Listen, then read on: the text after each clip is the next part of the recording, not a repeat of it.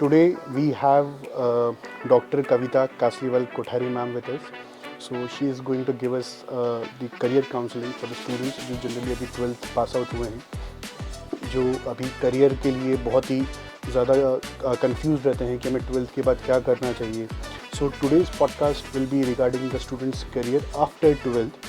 So we welcome you ma'am. Thank you so much for coming ma'am. Thank you so much. So ma'am the first question is आप अपन अभी से इसके पहले बात करी तो यू सेड कि आपका भी एक जैसे चाइल्ड है जो अभी 12th क्लास अभी है और आप भी उसके लिए बहुत ज़्यादा अभी परेशान हैं कि किस तरह से अभी उसका करियर डिफाइन करना है. So why don't you highlight few points on that.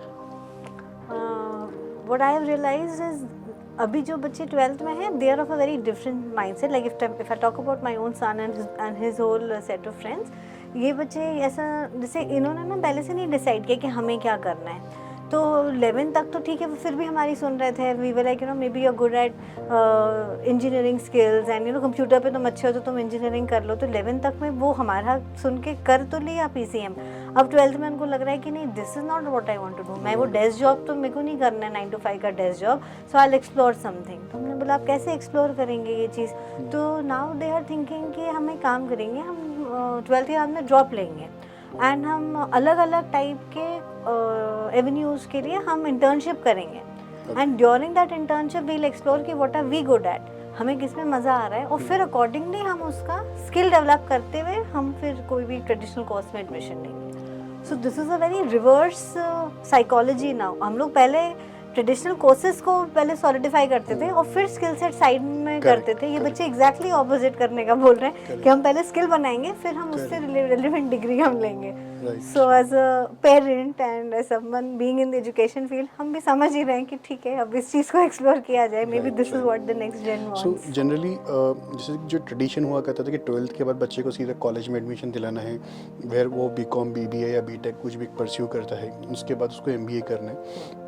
And in colleges में मोस्टली कॉलेजेस में आजकल 3rd ईयर में इंटर्नशिप्स कंपलसरी हो गई. सो स्टूडेंट्स उस इंटर्नशिप की अहमियत समझ पा रहे हैं या जो 12th के बाद ही उस इंटर्नशिप को या फील्ड्स एक्सप्लोर करने की आज बात कर रहे हैं? अभी ना बेसिकली क्या होता था, पहले सिर्फ एक MRP जो रिसर्च का पार्ट था पहले सिर्फ वो इंट्रोड्यूस हुआ था. अब इन्होंने आफ्टर द NEP इंटर्नशिप का पार्ट बहुत एम्फसाइज किया है. सॉरी मैं आपको what is like MRP and NEP? Okay, NEP is a new education policy. Okay. And MRP is a mini research project. Okay. तो पहले MRP ही कंपलसरी हुआ करती थी लास्ट सेम में. Okay. So not lot of importance was given on the internship even earlier. अब क्या हो गया, अब फर्स्ट सेमेस्टर या फर्स्ट ईयर के बाद से ही बच्चों को ये करना पड़ता है. तो उससे बहुत डिफरेंस आ गया है बच्चों के आउटलुक में. वो भी क्या कर रहे हैं, जैसे अगर उनकी इच्छा है, उनको लग रहा है आज वो बहुत फैसिनेट हो रहे हैं समझो डिजिटल मार्केटिंग से. सो इफ दे थिंक कि they should be doing it, तो वो फर्स्ट ईयर के बाद में वो इंटर्नशिप के रूप में ना वो कोर्स करके उसको वो अवेल कर रहे हैं, वो इंटर्नशिप कर रहे हैं. उससे उनको समझ में आ रहा है कि अच्छा हमें आगे करना है नहीं करना है, इसी को और डीपली करना है. अगर नहीं इंटरेस्ट आ रहा है तो फिर सेकेंड ईयर में कोई दूसरा चीज़ कर रहे हैं, क्योंकि उनके पास नेशनल एजुकेशन पॉलिसी NEP की वजह से कई सारे कॉम्बिनेशन चूज़ करने का मौका मिल रहा है. तो इसका एक अच्छा पार्ट भी है ये, और इसका एक अदर पार्ट भी है कि आप किसी भी एक चीज़ में आप मास्टर नहीं बन पा रहे हो, क्योंकि आप हर साल ही कुछ नया नया एक्सप्लोर कर रहे हो. तो अगेन इट डिपेंड्स कि एज अ पर्सन तुम्हारा आउटलुक क्या है. तो मेरा इसमें ये सजेशन है कि आप भले ही अंडर ग्रेजुएशन के जो आपके डेज हैं उसमें आप सब कुछ एक्सप्लोर करो, पर मास्टर्स में then you have to decide कि what is my one stream. और फिर उसी में ना जो एडवांस टूल्स हैं जैसे बिजनेस एनालिटिक्स हुआ, ये हुआ, उसको आप उससे इंटीग्रेट करोगे तब जाके तो तुम किसी भी ऑर्गेनाइजेशन के लिए वैल्यू एडिशन ला पाओगे ना. Why will anyone recruit you? Ma'am जैसे मेरा एक कज़न है, he is in US.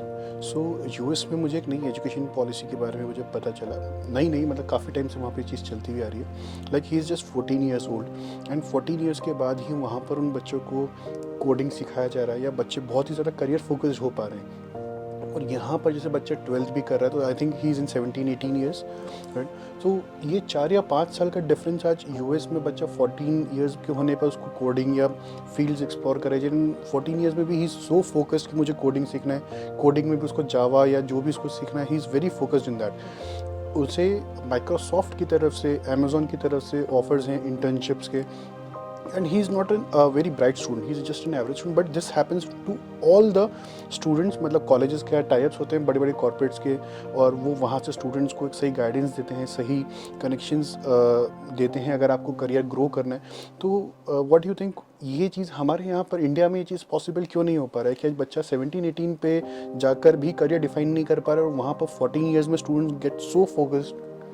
Sir ये अब चेंज हो रहा है। अब जिस तरीके से हमारा बोर्ड चेंज हो रहा है, जिस तरीके से ये सब्जेक्ट्स को इंट्रोड्यूस किया गया है, अब gradually this is coming. And another thing is now even parents are little more aware कि सिर्फ स्कूल भेजने से, सिर्फ आपका बेसिक करिकुलम करने से कुछ नहीं होना है।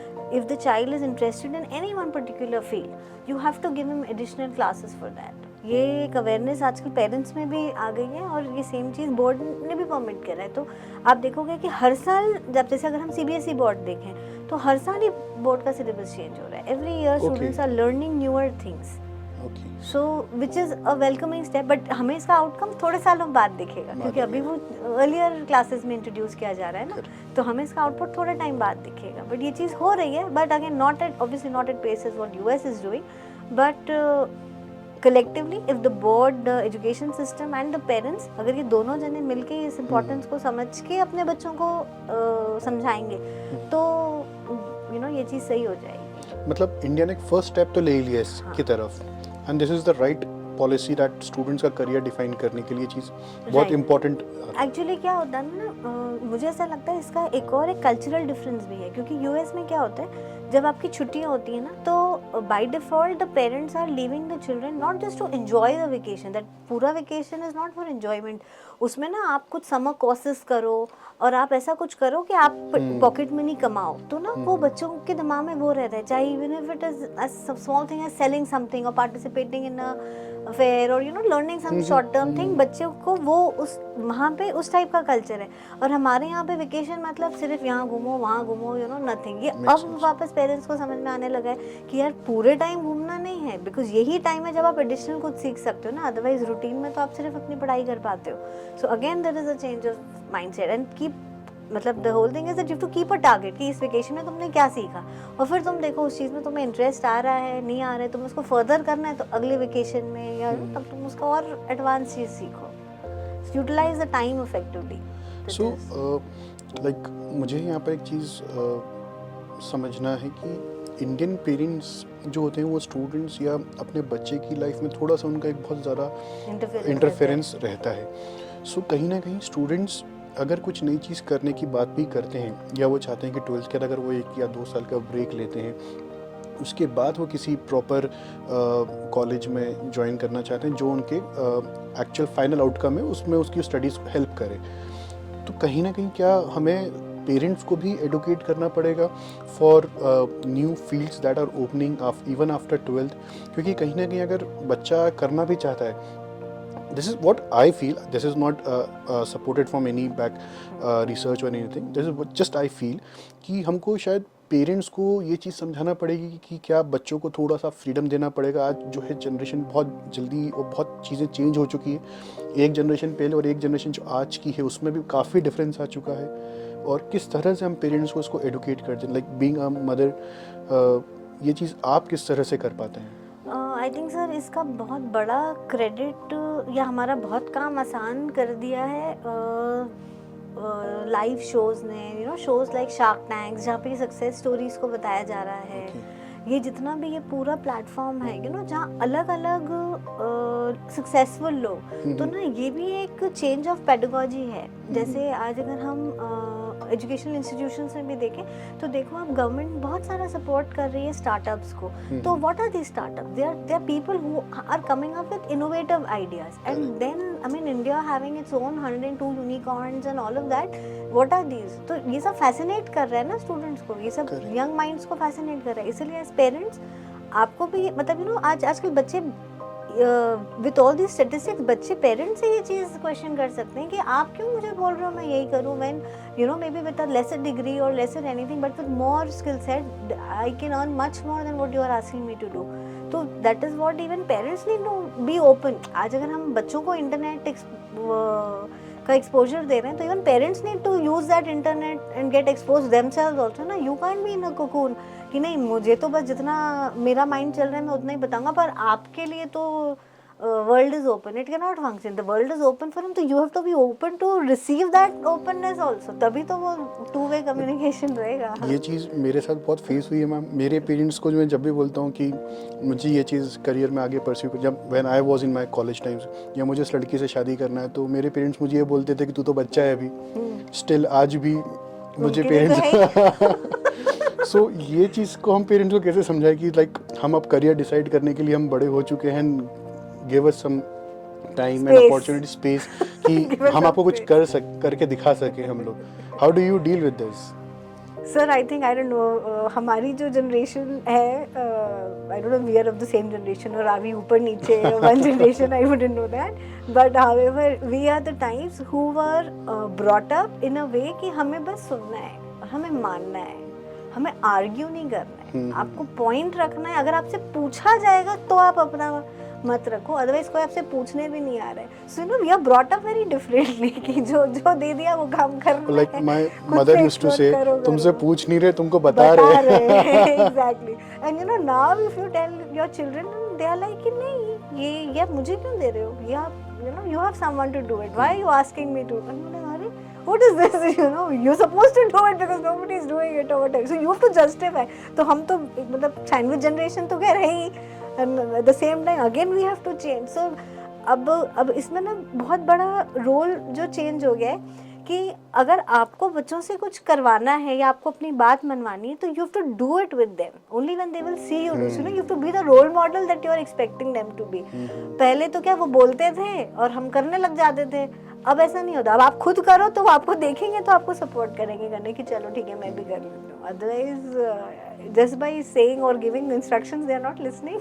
राइट, बट मैम कुछ कहीं समय पे ऐसा भी आता है कि जैसे पेरेंट्स जो होते हैं वो कुछ जगहों पे बिल्कुल सही होते हैं जो हम इस एज में आके समझ नहीं पाते।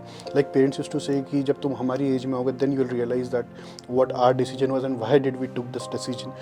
कहीं ना कहीं जैसे बच्चे जो होते हैं वो इस एज में आके स्पेशली 13 to 18 इस एज में आके बहुत सी चीज़ों में अट्रैक्शन आता है उनमें। लाइक अगर वो किसी हीरो को ब्रेसलेट पहनते हुए देखते हैं तो दे वांट कि हम भी थोड़ा सा स्टाइलिश, हम भी थोड़ा सा हीरो। बहुत से बच्चे इसमें कुछ टोबैको ईटिंग हैबिट्स या सिगरेट स्मोकिंग एंड बहुत सी चीज़ें इस एज में लेकर आते हैं क्योंकि वो बहुत जल्दी अट्रैक्ट हो जाते हैं। लाइक अगर मैं शार्क टैंक की भी बात करूँ तो मैं जब मेरे जैसे I have a huge family, तो my father and all are like 5 brothers, right, so we used to be in one place only. जब मैं अपने कजिन से बात करता हूँ कि आपने शार्क टैंक में क्या देखा हो, तो दे यूज्ड टू से भाई इसने इतना पैसा कमा लिया इतना। So I think that this age gets connected with the money much faster than the idea or the strategy, हाँ, hard work or the strategy that the person is placing. तो सर यही तो एज पेरेंट्स या as teachers या as role model या as mentors हम जो भी रोल प्ले कर रहे हैं यही तो हमारा काम है कि आपको अबव द आइसबर्ग दिख रहा है पर आपको बिलो द आइसबर्ग नहीं दिख रहा है। So that exposure we have to give, because अगर ये पूरी चीज़ ही अगर उनको दिखाने लग जाएगी तो बच्चा अट्रैक्ट थोड़ी ना होगा उस चीज़ से। तो आप अट्रैक्ट सही चीज़ के लिए बट उसके पीछे वो वहाँ तक पहुँचा कैसे। So then that you as a parent और अ मेंटर आप उसको पूरी जर्नी कराओ, आप मिलवाओ उन लोगों से, यू नो आप कनेक्ट करो, आप कुछ भी करो, आप उसकी स्टोरी पूरी इन बच्चों को कम्प्लीटली समझाओ। तो ये अब हमारे लिए एक रिसर्च पार्ट हो गया कि भाई आज आपका इंटरेस्ट कौन सी चीज़ में जा रहा है, तो वो जा रहा है तो फिर अब आप अब आप उससे रिलेटेड आप लोगों को ढूंढो, आप उनसे मिलवाओ ताकि इनको ग्राउंड रियलिटी दिखेगी। एक तो आजकल का पूरा आजकल का जो पूरा जनरेशन है they are influenced by the influencers and I mean, I don't know, unfortunately even those influencers are not as educated or they're guiding them correctly. Correct. So it is a task, that influencer versus you as a parent to be an influencer for your child or as a teacher as a child. तो ऐसा है कि ठीक है, collectively only, if you keep a common objective are you going to reach. But ये है कि आपको ना हम बहुत प्रोटेक्टेड भी थे हमारे पेरेंट्स क्योंकि हम सुनते थे तो वो हमें प्रोटेक्ट भी करते थे। बट आजकल as parents we have to be experimental, जबकि एक्चुअली आजकल के पेरेंट्स ज़्यादा प्रोटेक्टेड हो गए। दैट इज़ द रीज़न ना टीचर स्कूल में मार पा रहे हैं, ना डांट पा रहे हैं, ना कोई डिसिप्लिनरी एक्शन ले पा रहे हैं, because parents are very this कि हमारे बच्चे को आपने कैसे कर लिया, जबकि actually it should be the other way around. Correct. Only if you are going to you have to be ready, क्योंकि तुम तो बैकग्राउंड में हो ही ना सपोर्ट करने के लिए, बट तुम गिरो तो सही। करेक्ट। सीखोगे कैसे? गिरो, सीखो, मतलब लड़ो मरो कुछ भी करो, बट ऑब्जेक्टिव अचीव करके आना भाई, उसके बिना आना मत। बट जैसे अगर बच्चा कोई करियर परस्यू करने की कोशिश करता है तो not everyone is successful, right. हम कई बार फेल होते हैं, कई बार हम गिरते हैं, जैसे अभी आपने बात करी। तो the failure is not well celebrated in India as it is celebrated in US and other countries.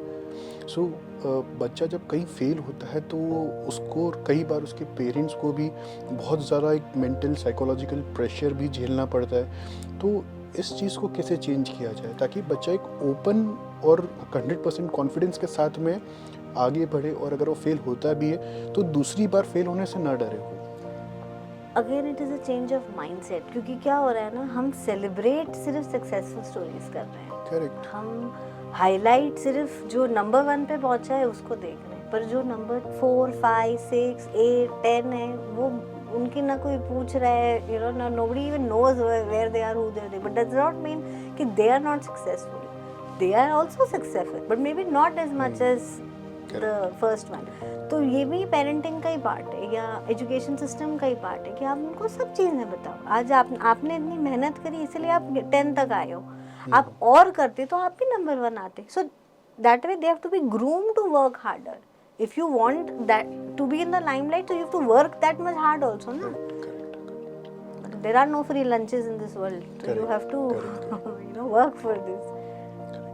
So like अगर कोई स्टूडेंट 12th पास आउट होता है एंड उसको फिर अब करियर्स एक्सप्लोर करना है, तो उसके लिए क्या फुटस्टेप्स होंगे जो अपन जिस तरह से वो अपने हर करियर या हर फील्ड को सही से वो एक्सप्लोर कर सके, और उससे वो डिसीजन कब लेना होता है कि मेरे को ये करियर में ही इसी फील्ड में ही मुझे अपना आगे करियर बनाना चाहिए।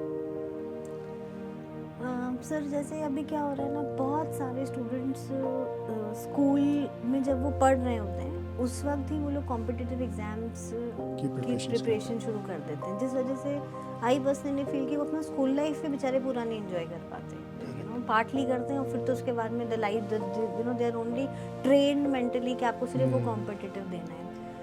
अब वो competitive because it's a competitive exam, there is lot of competition and maybe you're not meant for it, या maybe it's not working out, there is too much of competition and maybe you're not, but the parents because they don't have enough knowledge, या again they don't have that acceptance, हमारे गांव में, हमारे समाज में, हमारे जान पहचान वालों में वो बन गया तो मेरा बेटा क्यों नहीं बनेगा, मेरी बेटी क्यों नहीं बने, that is a very, there is too much of pressure on the child। अब तो सर इसमें भी ये है कि आपको ऑल्टरनेटिव करियर्स अगर पेरेंट्स ढूंढ रहे तो बेस्ट ही है, और नहीं ढूंढ रहे तो बच्चे एक्सप्लोर करें, देयर इज इनफ। मतलब आई फील कि आज आप वो जो सोशल मीडिया को देख रहे हो आप उसको सही से तो देखो, कितना अपॉर्चुनिटी है। जैसे आज अगर समझो हम लोग साइंस के बच्चों की बात करें तो जो बच्चा नीट देता है वो बच्चों को लगता है कि सिर्फ वो लोग नीट देंगे तो वो सिर्फ डॉक्टर और उसी से रिलेटेड ही कोर्सेज कर सकते हैं, जबकि that's not true. 12th bio के बच्चों के पास बहुत सारे ऑप्शंस हैं, जैसे हमारे यहाँ पे सर हॉस्पिटल एडमिनिस्ट्रेशन का कोर्स है। क्या होता है ये? तो सर जैसे हॉस्पिटल एडमिनिस्ट्रेशन है basically for administrators of the hospitals. तो आप जब 12th में बायो करते हो तो आपको अपॉर्चुनिटी मिलती है कि आप जैसे रेगुलर बीबी होते हैं, बैचलर बिजनेस एडमिनिस्ट्रेशन, आप वो करो बट स्पेशलाइजिंग इन हॉस्पिटल्स। तो after every year like second year onward जब we start getting an exposure of working in the hospitals, so they decide how and what they want to be. And sir जिस तरीके से हमारा पूरा medical ecosystem बना है India में, जिस तरीके से बढ़ रहा है, मतलब every town, every city, every village is now having more and more hospitals. It is compulsory for the hospitals to recruit these people. Bigger hospitals, उनको floor managers रखने हैं, उनको से लेके administrator तक, जितने भी government projects आते हैं, government के कितने projects आते हैं, आए दिन आते रहते हैं, for implementation of health things. The administrator is responsible to be implementing all of that. But where is the awareness? Parents don't know. So मैं थोड़ा सा इस कोर्स के बारे में और जानना चाहूँगा। ये कोर्स क्या रिसेंटली लॉन्च हुआ है, या क्योंकि इस कोर्स की कहीं से कहीं तक बहुत रेयरेस्ट होता, रेयर केसेस में मतलब कुछ कॉलेजेस इंदौर जैसे शहर में बहुत ही कम ऐसे कॉलेजेस होंगे, जैसे आपका अरिहंत कॉलेज में हम लोग इस चीज़ों को प्लान करते हैं, वर्क करते हैं। और इंदौर में और जितने भी यूनिवर्सिटीज़ और कॉलेजेस हैं, मुझे नहीं लगता कि कोई भी इस कोर्स को सही से रन कर पा रहा है सिवाय एक या दो के। उन एक दो यूनिवर्सिटीज़ में भी अगर बच्चों का स्ट्रेंथ नहीं बैठ पाता तो शायद वो उस कोर्स को बंद ही कर देते हैं उस साल या उस फाइनेंशियल ईयर के लिए। Yes sir, unfortunately this is how it is. सिर्फ जो हमारा डीएवी यूनिवर्सिटी का आईएमएस डिपार्टमेंट है, वो they were the first ones to be starting this course. Okay. और उन्होंने अब उसमें ही जैसे एक एमबीए पब्लिक हेल्थ केयर भी शुरू करा, और हॉस्पिटल एडमिनिस्ट्रेशन तो वो लोग खैर करा ही रहे हैं, 2 years 5 years एवरीथिंग। अरियन में हम लोग 3 years बीबीए हॉस्पिटल एडमिनिस्ट्रेशन करा रहे हैं, फिर एमबीए भी होता है सर, इसमें फर्दर डिग्री भी रहती है। बट देन इस पूरी चीज़ में यही है सर कि आपका फोकस होना चाहिए। एक्चुअली ये कोर्स लोग इसलिए नहीं चला पाते क्योंकि मासेस में अवेयरनेस नहीं है इस कोर्स की, तो उस वजह से उनको एडमिशन्स में दिक्कत रहती है। हम इसलिए चला पा रहे हैं because we were the pioneers to start it in the private space, so we have sustained this course. And you know, आज इंदौर में कोई हॉस्पिटल नहीं है जहाँ हमारा स्टूडेंट नहीं है, सो वो भी एक अपने आप में हमारे लिए यू नो बहुत बड़ा एक इकोसिस्टम रेडी है for placing the students, guiding them, internship, workshop, so many things. तो इसकी अवेयरनेस कैसे बनाई जाए? सर अब जैसे आप आज यू नो ये चीज़ पूछ रहे हैं, आप जितने भी 12th बायो के बच्चों से मिले, आप उनमें एक और ऑप्शन देख कि you know NEET is not the only thing, there are more options to it. जैसे सर आज पीसीएम का बच्चा होता है, उसको अवेयरनेस रहती है कि अगर इंजीनियरिंग नहीं तो यू नो फिजिक्स के बारे में भी आप कुछ कर सकते हो, आप यू नो आप एरोस्पेस में भी कर सकते हो, आप कितने सारे और मल्टीपल ऑप्शंस हैं जो आप कर सकते हो other than the commerce related या बीबीए बीसीए या you know any of this. But ये वाले बच्चों को नहीं अवेयरनेस है, तो इसलिए इस टाइप के और कोर्सेज हैं। या तो फिर बच्चा सीधा डायरेक्ट बीएससी सोचता है, या फिर वो नीट सोचता है, वो ये तीसरा ऑप्शन नहीं सोचते। तो अवेयरनेस के लिए तो सर ये कि जैसे आप लोग भी इसको बढ़ा रहे हैं, हम खुद तो खैर हमारे लेवल पे बेसिकली वर्ड ऑफ माउथ ही है जो इस चीज़ को स्प्रेड करेगा।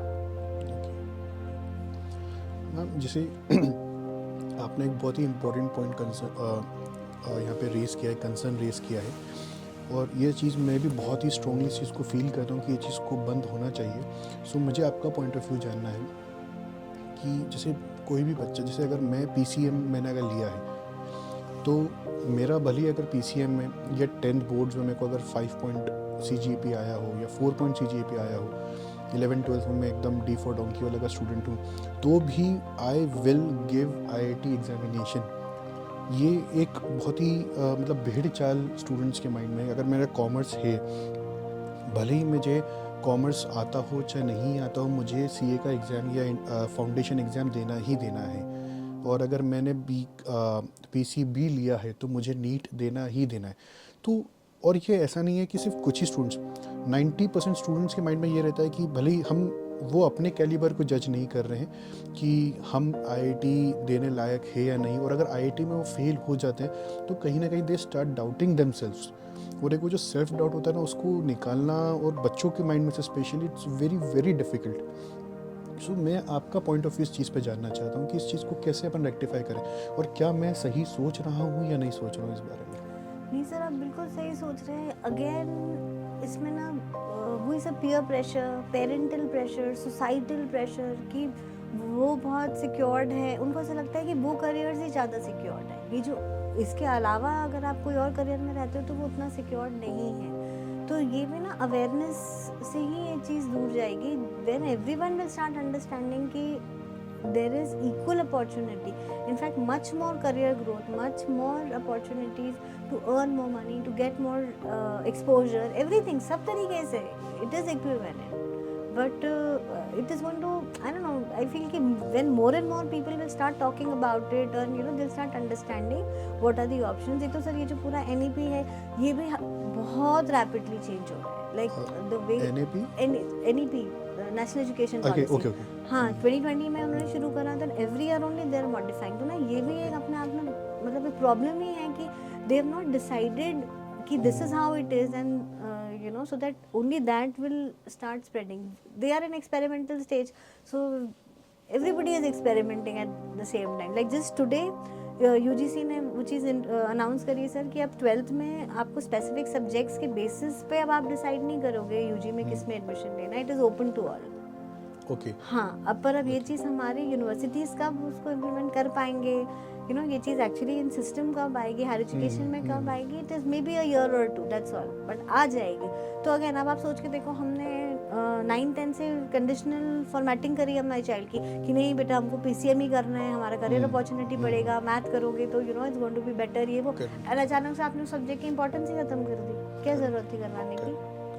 तो you know it is not align, आप जो स्कूल में करा रहे हो, आप जो कॉलेज में करा रहे हो, they have to be aligned, because वो बच्चा तो वहीं से यहाँ पर आ रहा है ना। एंड इसकी वजह से मुझे लगता है शायद कि जो फाइनल करियर में जो आउटकम निकलना चाहिए वो डिस्टर्ब हो जाता है, क्योंकि कहीं PCM लिया, फिर उसने कॉमर्स लिया, और फिर वो आगे जाके कहीं और, जैसे वो 3 इडियट्स में बोलता है कि पहले उसने इंजीनियरिंग किया, फिर बाद में बैंक में जाके नौकरी कर रहा है वो। सो दीज थिंग्स हैपन, और स्टूडेंट्स का करियर शायद इसीलिए इतना तेज़ी से और इतना अच्छा जो ग्रोथ होना चाहिए वो नहीं। था, नहीं हो रहा, बिल्कुल सही है सर। अब जैसे आज मैं आपको मेरे बेटे का ही बता रही थी कि he is a PCM student, but now he is like कि नहीं मैं इंजीनियरिंग, वो भी उसी डर से कि मुझे कॉम्पिटिटिव एग्जाम नहीं देनी, मैं वो नहीं दूंगा, अगर मुझे कुछ और यू नो इंस्टीट्यूट की एग्जाम देनी होगी मैं सोचूंगा मेरे को देना है कि नहीं, बट नॉट नाउ। फिर इवेंचुअली तो ठीक है, मुझे पापा की फैक्ट्री में ही तो रहना है, तो ऐसे जब अगर वो ऑब्जेक्टिव पहले डिसाइडेड था तो हम लोग शुरू से ही कॉमर्स लेते ना, हम क्यों PCM लेते? बट अगेन नो तालमेल। बहुत सारे कोचिंग इंस्टीट्यूट्स, जैसे जब मैं 10th क्लास में था, मैं एक कोचिंग इंस्टीट्यूट में जाता था जो बाद में 11th-12th में IIT की प्रिपरेशन करवाते थे। तो इवन इन 10th क्लास वहाँ पर एक अलग से 1 घंटे का बैच लगता था, जहाँ पर वो 10th क्लास से ही बच्चों को IIT की प्रिपरेशंस करवाते हैं। और मैंने ऐसे बहुत सारे अपने करियर में स्टूडेंट्स देखे हैं जो 9th क्लास से भी IIT की प्रिपरेशंस कर रहे हैं। सर आप तो 10th बोल रहे हो, 9 से ये कल्चर चालू, मैं तो आपको वही तो बोल रही हूँ कि आपने बच्चों का मेन स्कूलिंग तो छीन ही लिया ना उनसे, मतलब 8, 6, 7 तक तो बच्चे बहुत छोटे होते हैं, and then they actually start you know exploring their youth, their everything. वो सब बच्चे जब एक्सप्लोर कर रहे होते तो आपने उठा के उनको कोचिंग में डाल दिया, सिर्फ 9, 10, 11 में, तो आप कर क्या रहे हो बच्चों के साथ? और उसमें भी बच्चे 12th के तुरंत बाद सिलेक्ट हो जाए, नॉट नेसेसरी। बहुत सारे बच्चे ड्रॉप लेने पड़ते हैं, उससे कितने सालों के भी बच्चे ड्रॉप लेने पड़ते हैं, ले रहे हैं, because they don't have awareness, because they are not having awareness. Like I would like to add another point, like एक तो अवेयरनेस है ही सही, और शायद बच्चों के पास में कभी प्लान भी नहीं होता है ना, पेरेंट्स के पास होता है कि फॉर एग्जांपल अगर हमारा IIT में नहीं होता है then what is plan B. Like मुझे शायद ऐसा पर्सनली लगता है कि अगर मेरा CA में नहीं होता है, अगर मैं CA का एग्ज़ाम दे रहा हूँ, CA में नहीं होता है, और अगर मेरा 98-99% अगर है, तो मैं दिल्ली यूनिवर्सिटी के श्रीराम कॉलेज में भी अगर BCom करता हूँ तो उसका कोर्स कंटेंट इतना ही बेहतर और इतना अच्छा है कि वो CA लेवल का मुझे कैंडिडेट बना सकता है, और मुझे वो करियर में बहुत अच्छे से हेल्प कर सकता है। तो स्टूडेंट्स को ये ऑप्शंस के बारे में नहीं पता है। स्टूडेंट्स को लगता है कि कॉलेजेस जो है वो एक एजुकेशन सिस्टम पे बच्चों को भरोसा इतना नहीं बन पाता। हाँ, तो सर वापस वही बात है कि जब वो जो मेन ईयर्स थे उनके स्कूलिंग के, वो बच्चा कई बार तो जो बच्चा स्कूल ही नहीं गया, और स्पेशली ये जो हमारा MP वाला बेल्ट है, almost more than 80% of the student is not in the classroom in school life maximum times. तो फिर who is going to guide them? The coaching is not interested to guide them. So here comes the next question: how important it is to go to school or to go to college? Most of the colleges are giving like जो घर बैठे MBA होता है, distance learning MBAs, distance learning degrees आपको जो मिल रही है, how powerful this degrees हैं, उनका क्या सही में बच्चे या किसी बड़े पे इम्पैक्ट आता है नहीं आता है? सर आई फील कि आपका ऑब्जेक्टिव क्या है। जैसे ये जो ऑनलाइन MBAs हैं या ये वाले जो कोर्सेज हैं, ये if you are already a recruited some place, आप ऑलरेडी कुछ काम कर रहे हो, आपने अपना करियर डिसाइड कर लिया है, और अब आपको सिर्फ प्रमोशन चाहिए या यू नो आपको सिर्फ कंसेप्चुअल नॉलेज चाहिए, बाकी फील्ड नॉलेज आपके पास है, तब आप ये चीज़ बिल्कुल करो। Because it doesn't make sense कि तुम नौकरी से अपना ब्रेक लो एंड फिर तुम ये काम करो, doesn't make sense, because your experience won't count then, है ना। But if you have not decided what you want to do and you're still exploring yourself, you are still wanting to get more exposure and you want to you know actually explore कि मैं वाकई में कौन सी चीज़ में अच्छा हूँ, so then you should go to a regular attending institute, because only then you will get all sorts of exposure. I mean, idea of any institution is not just to give you academic knowledge ना, it is to give your overall development. तो आप जब सब चीज़ों पे काम करोगे तभी तो आपको समझ में आएगा कि आप किस में एक्सेल करो. आपके टीचर्स आपको गाइड करेंगे किसी you are good at this skill, so you know maybe you should be developing it further. और ये सारी चीज़ें कि हमारे पेरेंट्स नहीं समझते हैं क्योंकि उनको नहीं पता होती है. Again they are also coming from different backgrounds, different generation, so they are not aware. But we as the people who are in the education system, this is what is our duty. Actually it is our duty. मैं like आप एक college run कर रहे हैं, इतना successful college, आज Aryan college Indore का एक बहुत बड़ा ब्रांड है. आज बहुत से बच्चों का जिनके पास में थोड़ा सा फाइनेंस का एक पावर होता है, उन सभी बच्चों का ये सोचना क्यों होता है कि अगर अच्छी एजुकेशन चाहिए तो आपको फॉरेन जाना चाहिए, इंडियन एजुकेशन में कुछ नहीं लगा है. और मुझे ऐसा लगता है कि जैसे कि मेरी एक फ्रेंड है वो यूके गई थी, so before going to UK उसे यहाँ पर 2-3 साल का वर्क एक्स देना पड़ा था, तब जाके वो वहाँ पर मास्टर्स डिग्री परस्यू कर पाए थे. और हमारे यहाँ पर जो MBA कर रहा है वो और BBA या BCom जो कर रहा है उसमें कोई डिफरेंस क्यों नहीं रहता है? सर एक तो again demand supply is a very big challenge. Okay. Lot of institutions are supplying this, and another thing is, sir, again it depends on how that student is. मतलब I would again say कि see the institutions are supposed to do their work, है ना, but unless and until the student is receptive for it, अगर वो बच्चे को नहीं समझ में आ रहा है, जैसे आज इंटर्नशिप्स हुए, आज ये समझो ग्लोबल एक्सपोजर हुआ, आज फील्ड विजिट्स हुए, आज ये हुए, तो ये सब चीज़ों का इम्पोर्टेंस इंस्टीट्यूट तो दे रहा है ना, बट आपको उस तरीके से भी लेना है ना उसको. बट अगेन क्या होता है ना, ये जो पूरी एज होती है उसमें इनमें सीरियसनेस नहीं होती इन स्टूडेंट्स में, तो वो लोग उस चीज़ों का ऑब्जेक्टिव उस तरीके से नहीं ले पाते कि आपको आप ये कर क्यों रहे हो, आपका ऑब्जेक्टिव क्या है. इसलिए ना जैसे हम कहते हैं कि आप कोई भी काम करो, आप पहले 2 मिनट अपने आप से सोचो, is it really important for me, do I really need to do this, is it actually going to make any difference, and only then you step into it. If you get answers to all of this for yourself कि हाँ, then you will be focused also. पर हम बिना सोचे क्योंकि friend ने भी enrol कर दिया, उसने भी कर दिया, उसने भी कर दिया, चलो कुछ नहीं तो यही सही, आप वो करोगे तो आप कभी भी उस माइंडसेट से नहीं बैठोगे ना. सारा खेल ही माइंडसेट का है, एटीट्यूड का है. हम लोग जब हमारे स्कूल में भी जब इस तरह से फील्ड ट्रिप्स पे जाते थे तो हमारी पिकनिक हम लोग बोलते थे कि पिकनिक पे जा रहे हैं, क्योंकि हमारे टीचर्स ने कभी हमें गाइड नहीं करा कि जब आप फील्ड क्या करना है, किस तरह से आपका नज़रिया क्या होना चाहिए, आपको क्या क्या चीज़ें ऑब्जर्व करना है.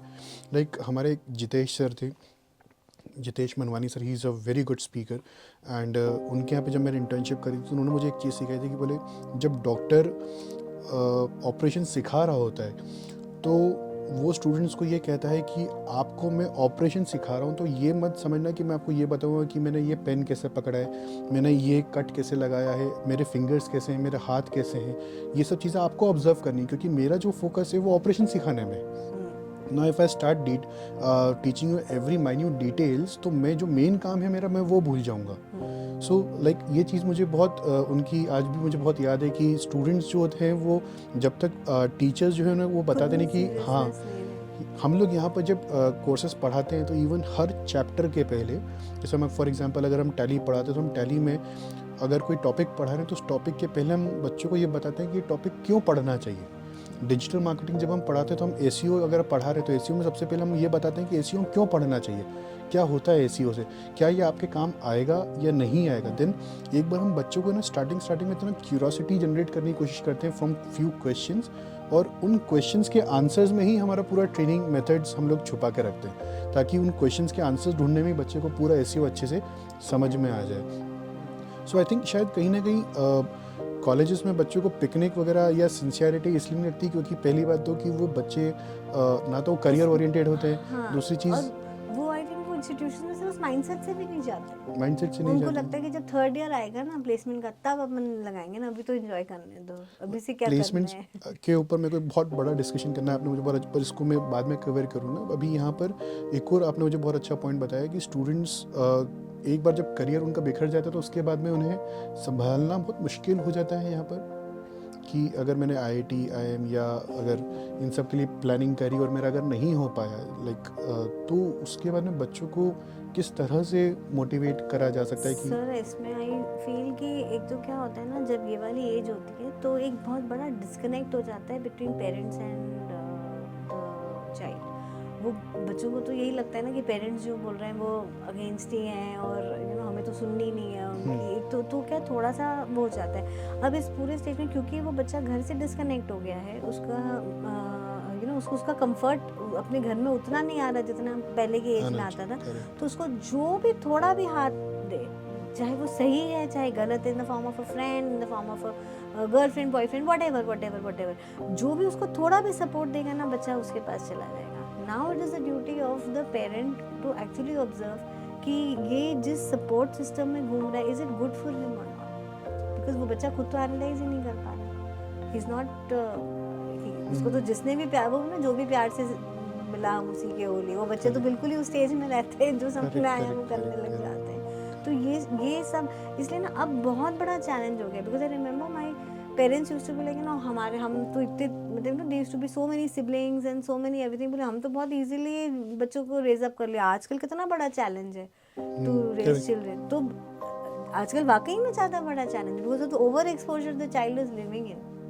आज उसको सब कुछ ट्राई करना है। You have to be open, you have to understand कि भाई आपकी वैल्यूज़ कैसी बोल रहे हैं। पेरेंट्स को सिर्फ आप अच्छे वैल्यूज़ दो बच्चों को, अगर आपने अच्छे वैल्यूज़ दिए वो बच्चा कहीं भी निकल जाएगा। बट अगर वो फिसल गया फिर समेटना is very difficult. And child को अगर ये एश्योरेंस है ना that there is somebody who will accept me no matter what, in spite of my failure, I am not going to be judged. If the child gets that confidence at home, with a mentor, with some teacher, with whoever, the child is never going to go off track. But अगर उसको वो assurance नहीं है, कोई भी एक व्यक्ति से अगर उसको वो assurance नहीं है, then it is very difficult. Like comparison, अगर कोई comparison नहीं है जो irrespective, मैं successful हूँ नहीं हूँ, I know these are my set of people, who are going to accept me and love me no matter what. वो एक confidence आना चाहिए ना। Correct. जैसे बचपन में कैसे बच्चों को रहता है कि चाहे मैं गिरूं कुछ भी हो ना, my parents are there to hold me. फिर वो बच्चे डिस्कनेक्ट हो जाते हैं, पेरेंट्स तो बेचारे एज इट इज ही हैं, वो कहाँ डिस्कनेक्ट, वो बच्चे डिस्कनेक्ट हो जा रहे हैं। बट उनको ये चीज़ मतलब इसलिए हमें एज पेरेंट्स हमें अपना रिलेशनशिप को कंटिन्यूसली मॉनिटर करना चाहिए। जैसे आज हम लोग बोलते हैं ना, आज हम अपने काम में बहुत टाइम देते हैं तो वो काम हमको रिटर्न में देते हैं। Same thing is with this relationship also. ठीक है, बायोलॉजिकली आप हो उसके पेरेंट, बट क्या आप वाकई में उससे वो कनेक्शन फील कर पा रहे हो? तो आपको वो अपने आप को चेंज करना पड़ेगा कि आप वो चीज़ कर पाओ। बच्चों को एक फ्रेंड्स या फ्रेंड जोन में पेरेंट्स के साथ ही होना बहुत ज़रूरी होता है इन सब चीज़ों के लिए। अगर हमें sir this is a difference of opinion, मतलब आई फील कि you don't need to be friends because then he will start taking you for granted. Don't be friend, be a parent but be a guide. He needs guidance from you, he needs that support from you कि ठीक है चलो let's do it. Like now how my son has told me कि अभी I have not decided, मैं internships करूँगा फिर मैं डिसाइड करूँगा। So it took me also a while to digest the system कि यार ये क्या हो रहा है। देन आई रियलाइज कि okay fine, fair enough, if you can do it fine, we will explore it that way. Otherwise तो फिर हम करेंगे ही ना, हम तुमको कोशिश कराएंगे और फिर हम एक्सप्लोर करेंगे। अगर तुमको ये रास्ता ठीक लग रहा है तो हम ये करें, तो एक फॉल बैक अपॉन एक सपोर्ट सिस्टम तो आपको देना ही पड़ेगा। And how important is the exposure for the students, like global exposure या फील्ड या फैक्ट्रीज जो हम विजिट्स करवाते हैं वो एक्सपोजर्स ही होते हैं, तो how important is that in students career? Sir, I feel that in today's generation, knowledge and information is available on the internet. Correct. The child is not coming to you to get that. वो चीज़ तो वो खुद ही Google करेगा, वो निकाल लेगा। आप ये जो एक्सपोजर दे रहे हो बच्चों को, इससे मेनली इनकी नेटवर्किंग स्किल्स होती हैं। इससे मेनली इनको एक अलग एंगल से अलग अलग कल्चर के लोगों से, अलग अलग स्ट्रैटा ऑफ लोगों से, people are coming from different discipline, you know, like maybe like finance, अगर कोई डिसीजन है या कोई चीज़ की जा रही है तो फाइनेंस वाले उसको कैसा देख रहे हैं, मार्केटिंग वालों के लिए वो चीज़ कैसे देखी जा रही है, यू नो, ऑपरेशंस वाले उसका क्या देख रहे हैं, ये सारी चीज़ें जब तक वो देखते नहीं है ना, वो लोग वो चीज़ समझ नहीं पाते कि यार if I am heading to tomorrow, if I have to be in operations, what are the things that I have to keep in my mind while doing it, because you know everybody thinks कि अगर आज हमने management करा है तो we just have to you know maybe sit in a cabin and take care, और maybe you know हमें बस सेल्स करना है या ये करना है, but this is not how it is in totality. तो आपको बहुत सारी चीज़ों को देखते हैं ना, पर आप जब किसी को करता देखते हो, इट्स ऑलवेज कि आप जब किसी को करता देखते हो, आप रोल मॉडल देखते हो, तो आप बहुत ईजिली उस चीज़ को एक्सेप्ट करते हो। So that is why I feel that all these exposures are important, and considering there is so much more openness in the market now, I mean, the government has supported so many things and everything is more open, if you can give a global exposure you should give, because sir क्या होता है ना, ये बहुत temptation की भी बात है, आपको बाद में कोई भी चीज़ में टेम्प्ट होके आप वो चीज़ करोगे क्योंकि आपने पहले कभी नहीं करी थी, उससे आप उसको सिस्टमेटिकली पहले करोगे और फिर आप यू नो जब आपको अपॉर्चुनिटी आएगी, you know it is right wrong, is it worth it, is it actually going to make a difference. जैसे आप देखो ये चीज़ों का अलग अलग इंस्टीट्यूशंस या अलग अलग लोगों ने कितना कितना चार्ज किया हुआ है for same thing. So it depends you know how you look at things, you are not going to be full, आप जितना एक्सपोज होगे ना उतना कोई आपको बेवकूफ़ नहीं बनाएगा। करेक्ट। और आप देखोगे नहीं, आपने किताबें ही पढ़ा है, ओनली बुकिश नॉलेज, तो कोई भी बेवकूफ़ बनाएगा। Like as the word say, you have to be street smart. You have to be street smart. So only when you will be on the streets, na, are you going to correct, get that street correct. smartness. Correct.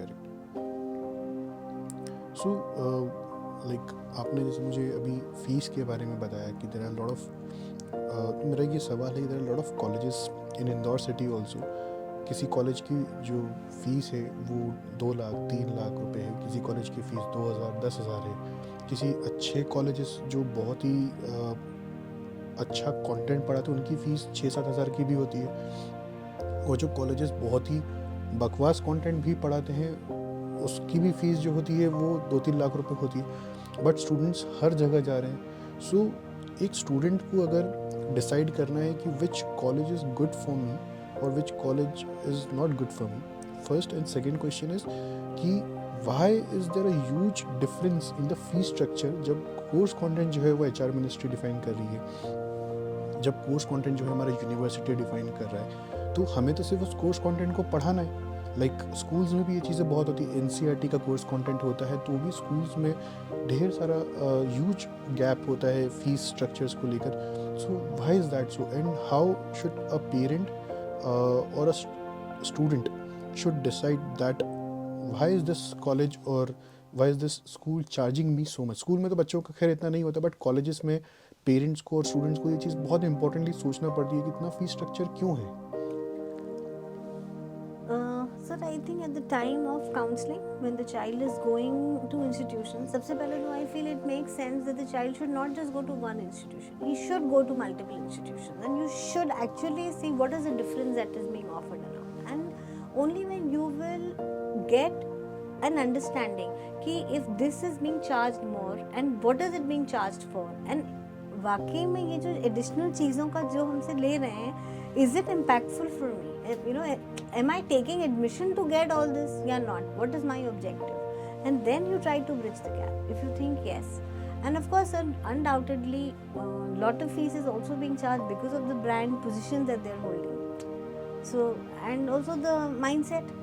आज हमारे यहाँ तो यही महंगा है तो better है, brand का पैसा है, तो वो अपने आप में, so now they have lived up to that ना, वो वहाँ तक पहुँचे जब वो चीज़ उस पर वो गेम प्ले कर रहे हैं। और कई बार इंस्टीट्यूशंस का एक अलग ऑब्जेक्टिव होता है कि आपका ऑब्जेक्टिव ही नहीं है कि आप वो काम करो, आपका ऑब्जेक्टिव है कि नहीं आप यू नो आप और give back to the society, आप मासेस को करो, आप एक्चुअल डिलीवर करो, आप वैल्यू एडिशन दो, तो ये चीज़ें अपने आप में मल्टीप्लाई होकर आएगी। तो again it depends on what is the soul of the institution, what is it that they are looking at. तो from the parent point of view they should do comparison, they should 100% do comparison, then you decide what is good for you, because ये चीज़ आपको 1 साल नहीं करनी ना, आप 3 साल का कोर्स कर रहे हो, आप 4 साल का कोर्स कर रहे हो, ये चीज़ आपको हर साल करनी है, तो by the end of it you should feel कि नहीं मैंने सही चीज़ करी। And biggest investment is investment of education. चीज़ें तो कम ज़्यादा के साथ हम जीवन बिता लेंगे, बट कम एजुकेशन के साथ में कैसे बिताओगे? So like being a बनिया और being a finance student, मैं तो स्टूडेंट्स को और अपने वाइफ को एक ही चीज़ बोलता हूँ कि like we have to think about the ROI। अगर मैंने कोई कोर्स करा, जब मैंने नया नया कॉलेज छोड़ा था तो मैंने टैली का कोर्स करा था। तो मैंने सबसे पहले सोचा कि इस टैली के कोर्स में अगर जो मैंने पैसा इन्वेस्ट किया है एक्स अमाउंट, उसका ROI कैसे निकालूँ। तो आई स्टार्टेड टीचिंग स्टूडेंट्स। सो अब अगर हम कुछ भी सीखते हैं, हम ये चीज़ बच्चों को भी बताते हैं कि your education fees should not be an expense, it should be an investment, right. और सबसे बड़ा इन्वेस्टमेंट इसको कैसे, सबसे बड़ा स्टेप जो आप इसको इन्वेस्टमेंट बना सकते हो वो क्या होता है कि जब आप इस चीज़ को सीख रहे हो, विद इन नेक्स्ट 3 मंथ्स और 6 मंथ्स मैक्स इसका पैसा आपके पास में ROI की तरह आ जाना चाहिए। अगर आपने 20,000 का कोर्स किया है, 1 लाख का कोर्स भी किया हो, तो आपके पास नेक्स्ट 6 मंथ्स में अगर 1-1.5 लाख भी अगर आ रहे, तो दैट मीन्स आप मान के चलिए कि आपका जो इन्वेस्टमेंट था वो सही जगह लगा आपका। हमारे यहाँ पे जैसे बहुत सारे स्टूडेंट्स आते हैं, सर आपकी टैली की फ़ीस 12,000 रुपीज़ है या जो भी हमारी फ़ीस है, और दूसरे मार्केट में तो 2,000 रुपये में भी टैली सिखाया जा रहा है। तो हम स्टूडेंट्स को वो कंपैरिजन पॉइंट्स बताते हैं, जैसे कि आपने बताया कि कॉलेजेस में भी ये कंपैरिजन पॉइंट्स होते हैं कि why are we charging so much. और चार्ज करने के बाद भी कहीं ना कहीं हमें मॉनेटरी बहुत ज़्यादा एक हासिल करना ही पड़ता है, क्योंकि हम इतना ज़्यादा बच्चों की कंटेंट में, उनकी लर्निंग्स में इन्वेस्ट करते हैं, क्योंकि वो चीज़ें as a content creator we know कि छोटी छोटी चीज़ों का भी बहुत ज़्यादा हमको पे आउट करना पड़ रहा है, राइट। सो कॉलेजेस भी उसी तरह से काउंसलिंग, उनको मतलब कंपैरिजन पॉइंट्स बैठाना चाहिए कि ये कॉलेज अगर 1 लाख रुपए चार्ज कर रहा है for the same course that the other college is charging 6,000, 10,000, 20,000, whatever the prices, तो why is the huge gap. Make sure कि आप उन कंपैरिजन पॉइंट्स को बनाएं, ना कि सिर्फ आपके प्राइस कंपैरिजन होना चाहिए कि ये 2,000 में ले रहा है, ये 12,000 में ले रहा है, या ये कॉलेज में 20,000 का कोर्स हो रहा है, यही कॉलेज में 1 लाख का हो रहा है। पता ही होना चाहिए तो कि हम ये क्यों दे रहे हैं। करेक्ट। एंड क्या वो हमारे लिए, क्या हमारा ऑब्जेक्टिव है वो चीज़ों को लेना। कई बार ये होता है कि इंस्टीट्यूशन बहुत सारे अलग अलग टाइप के सर्टिफिकेशंस देते हैं, but maybe what you have decided as a career वो तुम्हारे कोई काम का ही नहीं हो। I would like to add in for this, because हम लोग भी यहाँ पर हमारे वोकेशनल कोर्सेज करवाते हैं। तो what my suggestion to the students is always is कि अगर आप मेरे यहाँ पे, जैसे लाइक फॉर एग्जांपल आप बता रहे थे कि एक रिक्रूटर का माइंडसेट क्या होगा कि आपको टैली या एक्सेल या डिजिटल मार्केटिंग अच्छे से आना चाहिए। अगर मैं आपको एज अ डिजिटल मार्केटर रख रहा हूँ और अगर मेरे को एडवर्टीजमेंट की पर क्लिक की कॉस्ट अगर 20 रुपये आ रही है, तो आप उस कॉस्ट को अगर 10 रुपये पे लेकर आ सकते हो पर क्लिक पे, then you are like very my person. हाँ, माय पर्सन, और वेरी गुड इन्वेस्टमेंट। और कंपनी भी आपको तब ज़्यादा पे करेगी जब आप कंपनी को अच्छा कॉस्ट सेविंग्स करके दे सकते हो, राइट।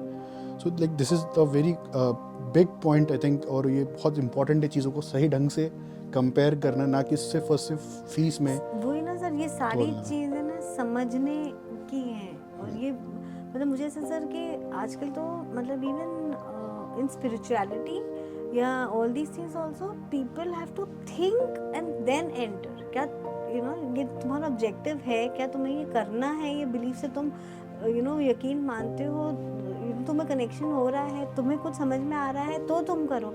नॉट बिकॉज पूरा गांव कर रहे हैं तो इसलिए हम भी जाके ये कर रहे हैं। It can not function like, it will not function for you. फिर आपने जो चीज़ें सोची थी और आप वहाँ गए थे, आपको वो मिलेगा ही नहीं रिटर्न। करेक्ट, क्योंकि आपने उतना समझा ही नहीं, आपको क्या समझना था। And at large it becomes an expense for you. And then it becomes an expense. Correct. And then you are not answerable. Your parents like तुमने किया ही क्या, और then you like अरे यार ये सब अपॉर्चुनिटी कराई थी, हमको तो पता ही नहीं चला, हमने तो करी नहीं जब करनी थी। So like do you also feel कि आज skills और डिग्री के अंदर एक बहुत बड़ा हसल चल रहा है, like most of the नहीं बोलूँगा मैं, lot of companies और corporates और recruiters are focusing towards the skill, क्योंकि वो आजकल BBA/BCom/MBA लिखते, तो MBA और BCom BBA को उन्होंने बराबर लेकर आ गए हैं। बहुत सारे जो रिक्रूटर्स होते हैं वो आज भी डिग्री को ज़्यादा वैल्यू करते हैं कंपैरेटिवली टू स्किल्स। सो मतलब आज का सिनेरियो एज लाइक आपके कॉलेजेस में प्लेसमेंट्स होते हैं, तो आपको क्या लगता है कि what is more important in today's scenario, और ये आगे 10 years में क्या चीज़ सबसे ज़्यादा इंपॉर्टेंस रखने वाली है? सर डिग्री तो is going to give you a base, like the way I look at it the other way I put it, is you are going to be recruited for your degree, but you will sustain in any company only for the skill set that you have. तुम्हारे से better skill वाला person जिस दिन तुम्हारे recruiter को मिला वो तुमको निकाल देगा, because that degree is not something very unique ना that you have done, and next आने वाले टाइम में और वो डिग्री नहीं मिल रही, ऐसा तो होगा ही नहीं कभी भी, वो तो पाया जाएगा, पर तुमने अपने आप को कितना अपग्रेड करा, तुम अपने आप में कितना बेटर स्किल सेट ला पाए, that is the only thing that is going to save you. So when you have to be technologically, you have to be ready to accept change of technology. You can never be like कि नहीं मेरे को तो आता ही नहीं है, या you know इतना तेज हो रहा है मेरे से नहीं हो रहा, then you will be out. There is no way. मतलब you know ये बीच में बहुत बड़ा चला था ना, AI will replace AI. AI is not never going to replace you. If you don't know how to use AI, then you will be replaced. So you better start knowing how to use AI for yourself. That's how it is. और नारायण मूर्ति ने भी 1990s में, नारायण मूर्ति के recent एक interview में उन्होंने कहा था कि 1990s में जब सॉफ्टवेयर रेवोल्यूशन आया था तो इट वाज कि मार्केट में कि अभी लोगों की जॉब्स खत्म कर देगा, ऐसा हो जाएगा वैसा हो जाएगा. सेम एआई के साथ भी हो रहा है.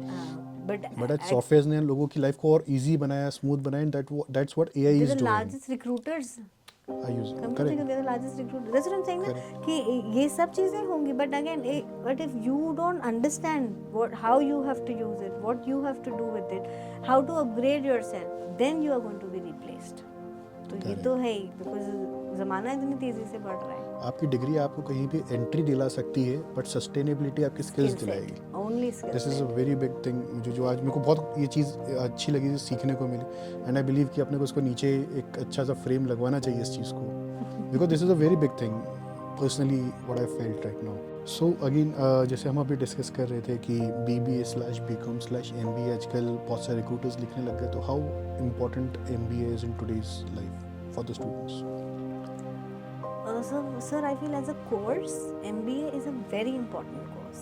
Reason is कि आप जब अगर आप entrepreneur बनते हो तो definitely it is the only thing which is going to help you, because आप वही एक कोर्स है जिसमें आप सारे फंक्शनिंग ऑफ एन इंस्टीट्यूशन आप सही तरीके से आप सीखते हो, और फिर आपका जो भी आपका डोमेन है ना, जो आपकी स्ट्रेंथ है, एक्चुअली आपको हमेशा कोर्स वही करना चाहिए जो आपकी स्ट्रेंथ से मैच करता हो. So if I am a marketing person, then I should be taking my specialization in marketing only. I cannot be taking it into something else. So इतना ये self understanding भी अपने आप में बहुत important चीज़ है. And so again, if you want to start up your own thing, then MBA is what is important. And for any placement also, MBA is again very important, because only when you do an MBA you understand the influence of all the domains. As I was giving you an example अभी थोड़ा देर पहले कि ये एक चीज़ है तो ये marketing वाला उसको कैसे देख रहा है, फाइनेंस का क्या एंगल है, HR का उस चीज़ पे क्या एंगल है, ये सारा एंगल आपको कोई दूसरा कोर्स नहीं सिखाता, ये सब सिर्फ MBA सिखाता है. और फिर आपका जो भी आपका स्किल सेट अग्री कर रहा है, तो no ideal match is when your skill set, your interest, your strength and your degree is supporting each other. It's a sure shot win. There is and your passion of course. तो these things are like आपके रथ के अलग अलग घोड़े जो आपको एक direction में लेकर ले जाएंगे, और वही सक्सेस दिलाएंगे आपको.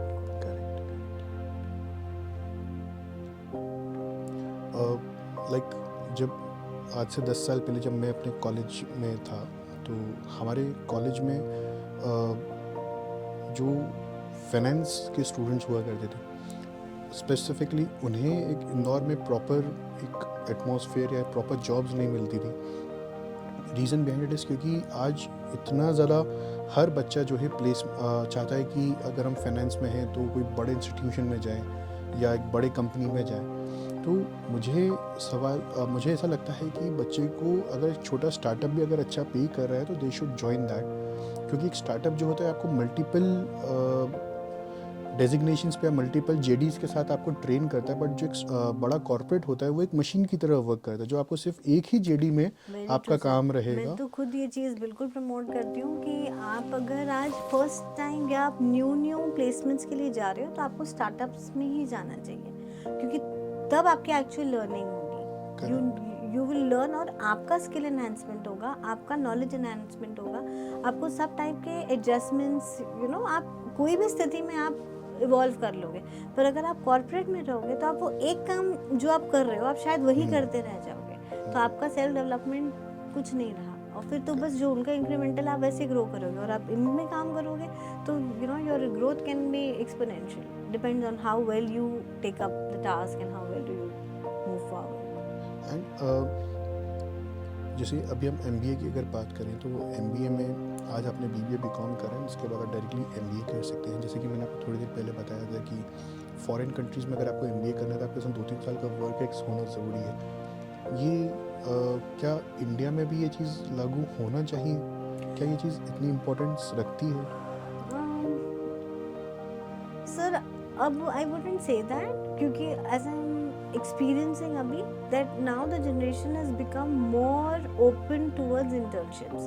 Now companies have become more open towards giving them internships. So yadi aap already 45 days, 60 days, 90 days या you know depending on your term with the company, जब आप वो exposure भी लेते हो ना, that is good enough. तो not necessary कि आप फुल फ्लेजेड वर्क ही करो, बिकॉज सर क्या होता है ना, एक काम करने का भी अपना एक जुनून होता है, फिर वो ब्रेक करके आप वो MBA कर रहे हो और उसमें भी फिर आप यू नो आप कुछ और नहीं कर रहे हो, तो it is a mismatch and plus that time is lost. Why do it when you can do it with something else? Time is the key ना, एक्सपीरियंस तो मैटर करता ही है, आप कुछ भी करो एक्सपीरियंस ही आपका काम आना है. So when you have an option of matching the two, then why not? Recently, मतलब this is out of the podcast का objective, just for my curiosity, कि रिसेंटली जैसे आपने बताया कि अभी नेक्स्ट वीक आपके कॉलेज में एनुअल फंक्शन होने वाला है, सो आई वांट टू नो कि कॉलेज में एनुअल फंक्शन होता ही क्यों है? सर कॉलेजेस में एनुअल फंक्शन अगेन बहुत सारे ऑब्जेक्टिव्स के लिए होते हैं. एक तो वो from an institution point of view वो एक कॉलेजेस के लिए अपना यू नो एक प्लेटफॉर्म प्रोवाइड करना स्टूडेंट्स को, so that they come up with their best and they get a chance to highlight their best, you know. So maybe at whatever thing you are good at, if you're good at some culture, you're good at some sports, you're good at some you know singing, dancing, whatever is your strength, that आप एक वो आप platform दे रहे हो ताकि बच्चा उसमें, because मतलब हम मैंने ये भी एक्सपीरियंस किया हुआ है कि स्टूडेंट्स को वो चीज़ पता ही नहीं होती कि they are good at something unless and until they got exposure on the stage and they realize कि wow we were so good at it. And then मतलब I have passed out, you know, from my institution. They have made career into that field because we gave them an opportunity, and you know over a period of years we groomed them, we gave them guidance, and today they're shining in that stream. तो ऐसा भी हमने देखा है. So that is one thing that the student is getting an exposure. Another thing is this is one time where this is going to create memory for the child. आप classroom में कितना पढ़ रहे हो ना सर, ये चीज़ 10 साल बाद अपने को शायद याद भी नहीं रहती कि किसने आगे क्या पढ़ाया क्या करा, नेवर. बट हमने जो इवेंट्स अटेंड करे थे इंस्टीट्यूशन के वो हमेशा हमारे मेमोरी का पार्ट रहते हैं कॉलेज लाइफ के. और because it's a college life आपको सब चीज़ें एक्सप्लोर करनी चाहिए. आई फील आपको जितनी अपॉर्चुनिटी कॉलेज देने में सब करना चाहिए. Why not? नहीं अटेंड करके तो you are wasting that opportunity, time, everything ना. Rather explore it, maybe you will learn something out of it, maybe you know it is going to be beneficial for you some way. And networking to hai, because that is one where all classes come together, so you get to network with each other. How important is networking for the students?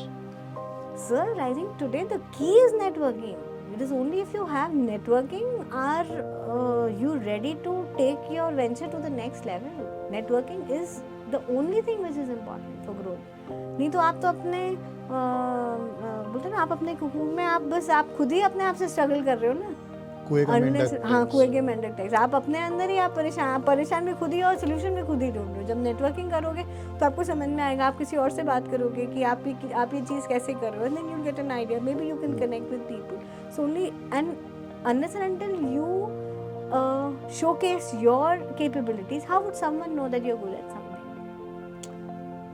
आपकी strength तो आप किसी को display करोगे तो display कब करो, जब आपको प्लेटफॉर्म मिलेगा. नहीं तो आप कैसे डिस्प्ले करोगे? आप मेरे घर तो नहीं आओगे ना unless and until I invite you. Like I understand कि अगर आपको ग्रो करना है तो like networking is very important, but how students can create their own networks when they are in schools or 11th 12th or colleges College. first second third year? So they have to grow their network, one, by participating as much as they can in whatever opportunity they are getting. If they're getting exposure to visit other institutions, if they're getting exposure, like lot of initiatives are being taken by our government also. तो जैसे ना ये जितने भी exhibitions लगाते हैं government के, जैसे ये स्टार्टअप कॉन्क्लेव हुआ, ये जो भी मतलब ये there are so many opportunity, ये जो कल्चरल इवेंट्स होते हैं, ये जो एनुअल फेस्ट होते हैं, ये सब में स्टूडेंट्स को नेटवर्क करना चाहिए। बिकॉज इससे क्या होता है ना सर, एक तो हमें पता चलता है कि लेटेस्ट दूसरा इंसान क्या कर रहा है, उसके वहाँ पे क्या चीज़ चल रही है, क्या अच्छा कर रहा है, and you will also identify the people behind it. So if whenever you want to start something like this, or whenever you want to do something good, you will remember कि अरे हाँ मैंने वहाँ पे वो चीज़ देखी थी एंड मेरे पास इन लोगों का नंबर है, immediately you will connect and then you can take things forward. So only if you will have that connect and you will be valued also as a person in your organization. आज अगर आप resourceful हो तो आपकी company हमेशा आपको value करेगी for your networking, for your resourcefulness. नहीं तो आप सिर्फ अपने स्किल सेट के लिए तो then you're like any other employee, what are you bringing on the table? Correct. Because even they are getting access to your network, na? Correct. So like आजकल बच्चे जो है 12th के बाद भी अगर इंटर्नशिप्स करना चाह रहे हैं और अलग अलग फील्ड्स एक्सप्लोर करना चाह रहे हैं, सो विच प्लेटफॉर्म, लाइक अभी 11th 12th में तो क्या उन्हें 11th 12th में ही स्कूल्स को एक छोटा सा कोर्स टाइप या उनके एक्स्ट्रा एक्टिविटी टाइप उनको चलाना चाहिए जहाँ पे स्टूडेंट्स अपनी फॉर एग्जांपल लिंक्डइन प्रोफाइल्स बना सकें, या उस पर किस तरह से लोगों से कनेक्ट करते हैं, किस तरह से उनसे हेल्प मांगते हैं, किस तरह से मतलब लिंक्डइन पे lot of professional activities that are happening. So क्या कॉलेजेस या स्कूल्स में ये सब चीज़ें अलग से सिखाना चाहिए या ये चीज़ें हो रही हैं? सर हो रही हैं but not as much as what Not it at a can great be scale. explored, not as much. And again the problem is that not all institutions are open to that objective, na? Not everyone is as open कि ठीक है जाओ ये कर आओ type. So it depends what is the objective of the institution which you are intending to be in, yeah, whatever. Like जैसे युवा is an organization which is primarily into this providing training to the youngsters. जैसे ISEC is the organization which is wing of the United Nations. So they are primarily into providing internships and everything, but they are more into international exchange. तो वो वहाँ internship, वहाँ volunteership वे लोग वो कराते हैं। युवा इंडिया में कहीं पे भी आप जाना चाहो आप उनके थ्रू करा सकते हो. So now these guys are they are that sort of organizations. Like I just know two of them very closely. बाकी ऐसे और बहुत सारे organizations हैं. सर ऑनलाइन पोर्टल पे कितनी सारी चीज़ें हैं, सब प्रोवाइड करा रहे हैं. TCS कितनी सारी चीज़ें करा रहे हैं, स्किल सेट करा रहे हैं. तो ये ना हमें एक्सप्लोर करना है कि हमारा इंटरेस्ट किस चीज़ में है. और अब nowadays there are a lot of platforms that can give you a good networking. हाँ, even in your if you are in 11th or 12th class. Definitely and मेरे को तो ऐसे सर ये जितने भी ये इवेंट्स होते हैं, जैसे आजकल हमारे स्टार्टअप इकोसिस्टम में बहुत सारे कंटिन्यूसली ना इवेंट्स होते रहते हैं, तो आपको वो अटेंड करने चाहिए. वो आपको इसलिए अटेंड करने चाहिए कि one you will know which venture is in, what is good, what is not, and you never know what maybe your expertise can be of use to someone else. Then maybe you guys can connect together. Why not? Sir, ये सब जैसे I have done couple of courses from IIM Bangalore. तो IIM Bangalore अभी IIM यही काम कर रहे हैं. वो लोग ये रेगुलर पढ़ाई और मतलब they've gone way beyond all that. पहले था कि वो करते थे रिसर्च में था. Now they are hardcore only into promoting all this because they've also understood कि the country is going to grow only when there are going to be more number of entrepreneurs coming in, more number of businesses coming in. तो ये कैसे आएंगे जब तक लोग ये सब नहीं करेंगे. Today maybe you while talking to you I realized okay, couple of things you are good at, couple of things I am good at. Okay, fine. Maybe we can connect, we can do something together. So that will how Correct. the ecosystem will evolve, ना. Sir बहुत सारी problem ना लोगों को ऐसा लगता है कि it is related to an institution or related to a course. Actually it is related to the communication problem of the student, which the student does not understand. उसको कमी ही नहीं महसूस होती कि मेरा कम्युनिकेशन अच्छा नहीं है, मैं इंग्लिश में नहीं बोल पा रहा हूँ, मैं अच्छे से कम्युनिकेट नहीं कर रहा. And that is what is the problem. जैसे आप कभी थोड़ी देर पहले मुझे प्लेसमेंट से रिलेटेड बोल रहे थे कि वो स्लैश क्यों कर दिया, तो सर वो स्लैश इसलिए कर दिया क्योंकि आज वो MBA का बच्चा भी अपने आप को प्रेजेंट नहीं कर पा रहा है. तो उसका लेवल बीकॉम वाले बच्चे जैसे ही हो गया ना, पर बच्चा वो चीज़ समझ भी नहीं पा रहा है कि उसको वो चीज़ कर रही है. So you know it is too much of effort for the institution. And problem is ये सब चीज़ें स्कूल से आनी थी. आप स्कूल से ही तो अपना कम्युनिकेशन और सब कुछ आप इम्प्रूव करके कॉलेजेस में आते हो ना. आपने वहाँ करा नहीं, आप आधे टाइम कॉलेज गए, स्कूल गए नहीं क्योंकि आपने डमी कर लिया. अब आप कॉलेज आए हो और कॉलेज में भी आपको आधे टाइम कोचिंग करनी है. तो हम कितना बड़ा यू नो एक वीकनेस के साथ हम फाइट करना चाह रहे हो. तुम कॉम्पिटिटिव में अच्छा करना चाह रहे हो पर अपनी पर्सनालिटी को इम्प्रूव नहीं करना चाह रहे हो. तो ये चीज़ समझनी पड़ेगी स्टूडेंट्स को. इसी से रिलेटेड मेरा एक और सवाल है. लाइक मुझे मेरे बड़े पापा हमेशा समझाते थे कि इंग्लिश बोलना ही अच्छी चीज़ नहीं होती, क्योंकि एक 5 स्टार होटल का वेटर भी इंग्लिश बोलता है. सो इंग्लिश के साथ आपको बहुत सी अलग अलग चीज़ें, जो पर्सनालिटी जो है आपको डेवलप करना आना चाहिए. क्योंकि जो 5 स्टार का वेटर जो होता है वो अपने आप को सही से प्रेजेंट करना भी जानता है. वो आपसे इंग्लिश में आपसे कांटेक्ट भी कर रहा है. तो like lot of people think कि इंग्लिश अगर हमको आती है तो हम दूसरे स्टूडेंट या दूसरे लोगों से थोड़ा सा सुपीरियोरिटी में, जैसे अगर आप किसी से इंग्लिश में बात करो, किसी से आप हिंदी में बात करो, तो एक ऐसा लगता है कि पता नहीं अगर इसको इंग्लिश आती है तो ये पढ़ा लिखा इंसान है. And that's what he used to explain me कि अगर आपको इंग्लिश आती है that doesn't mean that you are educated. तो what are your point of view in this? What is your point of view in this? Sir, English is your key to global network, because if you are not going to speak in English, you are going to be in trouble trying to understand what is happening around you. You are going to face lot of trouble in trying to get connected. Then again, आप grow तो सभी करोगे अपने skill set के basis पे, but आपका growth rate उतना boost नहीं कर पाएगा जितना यदि आपको ये चीज़ बहुत अच्छे से आती तो. Because for anyone to get connected to you, for anyone to feel that you know what is it that you're trying to explain, language is the only thing which is going to help you ना. आज आप हिंदी बोल पा रहे हो इसीलिए हम बात कर पा रहे हैं. आप नहीं बोल पा रहे होते, so we would have been left with English only ना. Then what? And what about global exposure? English is the only language which is connecting the whole globe together. आपको वही लैंग्वेज नहीं आती तो आपने ऑलरेडी अपना दरवाज़ा तो कितनी चीज़ों से पहले ही बंद कर लिया. आपने खुद नहीं बंद कर लिया. फिर आप बोल रहे हो कि एक्सपोजर नहीं दे रहे, यू नो हम हमारे लिए नहीं है. तो आपको अपने आप में भी तो वो चीज़ें चेंज करनी पड़ेगी ना, इम्प्रूव करनी पड़ेंगी. How these developed countries like Japan or China and Russia, like they are still managing their own language.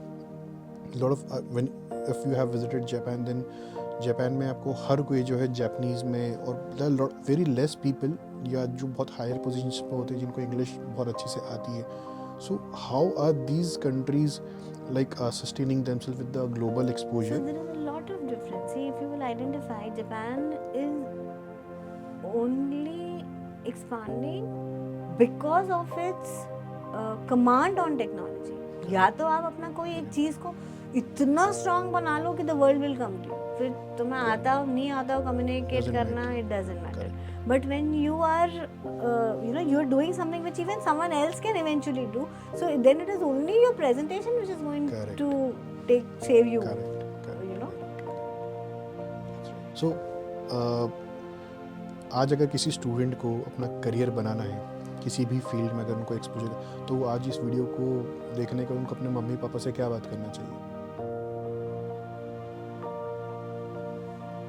मैं अकेला तो नहीं हूँ मम्मी Think जिसको about it कि करियर नहीं आता, हो या सकता है you know कि who's not आपका- so focused. Your son is also watching this video. Yeah, that's okay. I'm not the only one who is not decided. मेरे जैसे है और, but हमें क्या करने की ज़रूरत है? Maybe hopefully this will give them some light on this. Like this video should be on the mobile phones of every parent and the students, क्योंकि वो दोनों को एक बहुत क्लियर पर्सपेक्टिव देगा कि पेरेंट्स को किस तरह से स्टूडेंट्स के साथ after like when they are deciding the career उनको किस तरह से बिहेव करना चाहिए, जो आपने बहुत ही ब्यूटीफुली एक्सप्लेन किया है. एंड स्टूडेंट्स को किस तरह से पेरेंट्स के साथ अच्छा कनेक्ट बनाकर आगे बढ़ना चाहिए, ताकि अगर वो नेक्स्ट टाइम अगर कोई बड़ा डिसीजन ले और अगर उसमें वो फेल हो भी जाते हैं तो like they have a shield, घबराए नहीं. बिकॉज आज रिसेंटली अभी भी हमने देखा कि कोटा में तब चीज़ें बहुत कम हो गई है, बट आज दूसरी जगहों पे बहुत ज़्यादा हो गया कि किसी का यूपीएससी एमपीपीएससी या किसी और कॉम्पिटिटिव एग्जाम्स में नहीं होता है, तो सुसाइड रेट जो है वो इंडिया में बहुत तेज़ी से अभी भी बढ़ रहे हैं। So what do you think अभी मतलब अभी भी ऐसा क्यों हो रहा है, या यही इसका रीज़न है? सर ये सॉल्यूशंस यही हैं जो अभी हमने बताए. One, no plan B, that is the reason. There should be a plan B. Second, self doubting. So why are you self doubting? Sir इसका रीजन है, you self doubting because you think you are good, you will be good only if you will excel in that. मेरे में और तो कोई skill set ही नहीं है, आपको ऐसा लगता है. पर यही चीज़ अगर आपने अपने कॉलेज डेज में या स्कूल डेज में आपने अगर कोई भी चीज़ में एक्सप्लोर किया होता तो आपको पता होता कि you no I am good at this. Another thing is not having any hobbies or you know any recreational thing for yourself. वो भी बहुत ज़रूरी है. It is a very important part of your personality. So like today, if you are good at singing or you know you're good at instrumentation, that is always going to give you you know help you settle through those rough days. आप वो कर लो, अपने आप दिमाग ना nonsense तरफ नहीं जाएगा, सब सही से चलेगा. And connection with the parent तो है ही. Whenever you feel parent, mentor, friend, brother, sister, whoever, but that one person whom you know you can back on no matter what. Correct. ये चीज़ों की कमी की वजह से ही ये सब चीज़ें ये सब हो रही हैं unfortunately. So as a like as a CEO of Aryan College या as a director of my vocational courses institute, क्या ये हमारी जिम्मेदारी बनती है कि शायद हम बच्चों के पेरेंट्स के साथ में लाइक डिजिटली या वर्चुअली ऑनलाइन मीटिंग्स अरेंज कर सकें गूगल मीट्स पे या जूम पे, ताकि हम उन्हें ये चीज़ें कम्युनिकेट कर सकें, शायद हम उन्हें सही से एक्सप्लेन कर सकें कि हाउ योर बिहेवियर और how you should get into a good relationship with your student with your child, and किस तरह से आप उन्हें अपने करियर में या उनके इन सब चीज़ों से, इन सब प्रॉब्लम से आप उन्हें बचा सकते हैं. सब पीटीएम अरेंज कर लेते हैं, क्योंकि क्या अपना ये कल्चर पीटीएम में तो मैडम बहुत धुलाई होती है ना बच्चों की. नहीं तो सर इस वाले पीटीएम में आप स्टूडेंट के अगेंस्ट नहीं बोल रहे हो ना, आप पेरेंट के अगेंस्ट बोल रहे हो कि बस आपको क्या करना है. So that has to be an eye opener. So the parent will come with a mindset कि क्या करना है ना, you know he'll go back with like oh my god I need to work on myself. correct. So like ये चीज़ें तो schools में भी फिर हो सकती है. स्कूल्स में पीटीएम्स हर 3 महीने में एक बार 2 महीने में होते हैं. Actually सर schools में तो it is only and only कि how your child has performed in the exam. Correct. उसका output वो तो हमें रिजल्ट में भी दिख रहा था ना, आपने हमें बताया ही क्या. you know it's like that, but ठीक है करना पड़ता है. It is mandated for them. Comparison भी बहुत होता है. दूसरे सिंह ने वो उनका मैंडेट है, बेचारे को करना ही पड़ता है एग्जाम के वक्त, तो वो करते रहते हैं. हमारा ऑब्जेक्टिव पीटीएम करने का दूसरा है ना. हमारा ऑब्जेक्टिव पेरेंट्स को ये बोल के नहीं बुला सकते कि हमें आपको कुछ सिखाना है. नोबडी विल कम बिकॉज़ जब बच्चों को लगता है उन्हें सब कुछ आता है तो पेरेंट्स, वो तो पेरेंट्स हैं फिर. हम पूछ नहीं रहे, बता रहे. आप हमें क्या बताओगे? आप हमें बताओगे हम अपने बच्चे से कैसे आप हमें बताओगे हम अपने बच्चों से कैसे बात करनी है. अच्छा आप बताओगे. नहीं, make sense, 100% make sense. And अगर कोई बड़े लेवल के अगर कोई बिजनेसमैन है या पॉलिटिशियन है तो वहाँ तो बहुत सारे ग्रजेस होते ही हैं. करेक्ट. नहीं then they will be like हमने आपके पास भेज तो दिया. हाँ, इट्स योर रिस्पांसिबिलिटी. हम ये भी हम करें क्या? नहीं, make sense, 100% make sense. So see that connection of the child with the with that one person, either the parent or the teacher or the mentor or your friend, that connection is only what is going to help you sail through. Like it's like कि monkey is comparing himself with a fish in the swimming competition. कि if I'm not well enough to swim or to compete with a fish, then I'm no good. ये जो एक feeling आती है बच्चों में, शायद ये स्कूल लेवल से ही आती है, क्योंकि स्कूल लेवल में बच्चों को ये सिखाया जाता है कि if you are not scoring well enough from this person, या अगर आप इस सब्जेक्ट में अच्छे नहीं हो तो आप बिल्कुल ही अच्छे ही नहीं हो. Correct. So what is your point of view on this thing? क्या ये स्कूल से ही बच्चों में ये रूट लेवल से ही इसको बनाया जा रहा है? तो स्कूल से भी पहले से, मतलब चाइल्ड बचपन से तो कि तो घर घर का माहौल है ना ये मतलब ओबीडियंस at की home- वजह से आ रहा है। Obedience is a disease. बच्चा पेरेंट्स लाइक बचपन से चाहते हैं कि बच्चा हमारी सुने। मैं अगर बोलूँ बैठ जाओ मस्ती मत करो तो child should sit down there just like a dog. So see again, the child is going to be obedient to you if he observes that you are also obedient. If you are also obedient. So if you have a mother, there is a dadi in the house, and she's giving you some instructions. If the child is observing that you are equally obeying her, you are doing as much work, then he will also start. But because you have worked out of the house full day and you've come at home and you're just giving instructions कि mummy ये दे दो, you know, you're asking your wife to do something, then you're telling your child what is this, you're not doing anything, he's watching you do it, he'll not do it. So you have to Like- be that role model ना. This is a big thing and मैं चाहता हूँ कि आप मुझे इसमें थोड़ा सा काउंसलिंग दें। मुझे लगता है कि obedience is a disaster, as a disease. Because अगर मेरा बच्चा अगर मेरे को ओबीडियंट है कि मैं उसको जैसा जैसा बोलूँ वो वैसा वैसा फॉलो करे, तो बाद में भी वो वही करेगा जैसा जैसा मैं बोलूँगा। और मैं उसकी जनरेशन से एक जनरेशन पीछे हूँ। आज की जनरेशन में नया क्या चल रहा है वो खुद से अपने डिसीजन मेकिंग कभी नहीं कर पाएगा, क्योंकि वो मुझसे डिसीजन मांग रहा है कि ये करना है या नहीं करना है, या इससे दोस्ती करूं या नहीं करूं। अगर वो उसके कोई तो दोस्त बन आप जाता पे है, एक्सप्लोर करो ना, आप उसको जाने दो ना ग्राउंड पे।